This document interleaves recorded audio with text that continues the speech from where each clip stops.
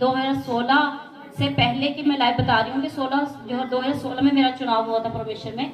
2016 में जब हम सिख परिवार से तो हमारे बाणी पढ़ी जाती है, वचन पढ़ा जाता है।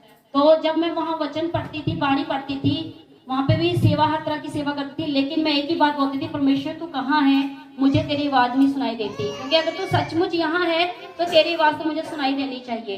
फिर मैं मंदिरों में भी गई, वहां पे भी मैंने मूर्तियों से बातें की और मैंने कहा परमेश्वर तू कहाँ है। तो मैं काफी घंटों मूर्ति की तरफ देखती रहती थी। पंडित ने बोला कि तू क्या बातें करती रहती है। मैंने बोला ये मूर्तियां बोलती क्यों नहीं है अगर ये परमेश्वर है। पंडित ने ये बात बोली, ये मूर्ति ये बोलेगी थोड़ी, ये नहीं बोलती। तो फिर मैं घंटे घंटे वहां पे बैठी रहती थी, मैंने कोई जगह नहीं छोड़ी, यहाँ मैं परमेश्वर की आवाज को सुनने के लिए तरसी थी। लेकिन मैं चलती रही, फिर मैंने हर जगह जाना बंद कर दिया। फिर 2016 में मेरी ही अपनी सिस्टर थी, वो 3 साल पहले परमेश्वर में आ चुकी थी, वो मुझे चर्च में लेके गई।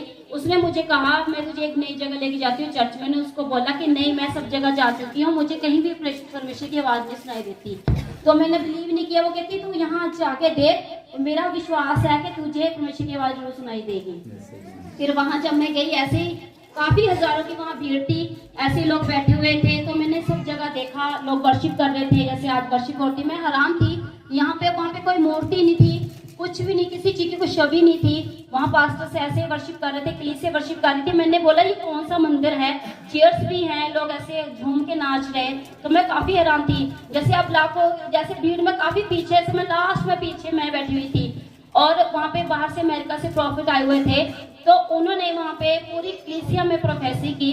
प्रभु के आत्मा ने उनको एक दिन पहले बता दिया था मेरे बारे में। उन्होंने बोला ये सिस्टर कलीसिया में आई हुई है, उसका ये कलर है, उसका ये नाम है, और सूट का कलर वो जो सूट आता सिर्फ उस कलर का सिर्फ मैंने ही सूट डाला था, किसी ने भी डाला था। मैं चुप रही थी, नीचे को बल्कि अपने कुछ पाती, और पीछे अंकल बैठे थे, कहते बेटा वो सूट का कलर आपका, या क्यों नहीं उठ रहे। फिर मैं उठी, जब मैं उठी तो परमेश्वर के दास मुझे, जैसे मैं कदम आगे बढ़ा, परमेश्वर के दास बोले कि परमेश्वर का आत्मा कह रहा है कि मेरी खोई हुई भेंट वापस आ चुकी है, और जिस परमेश्वर को तू ढूंढ रही थी वो परमेश्वर मैं हूँ। हालेलुया।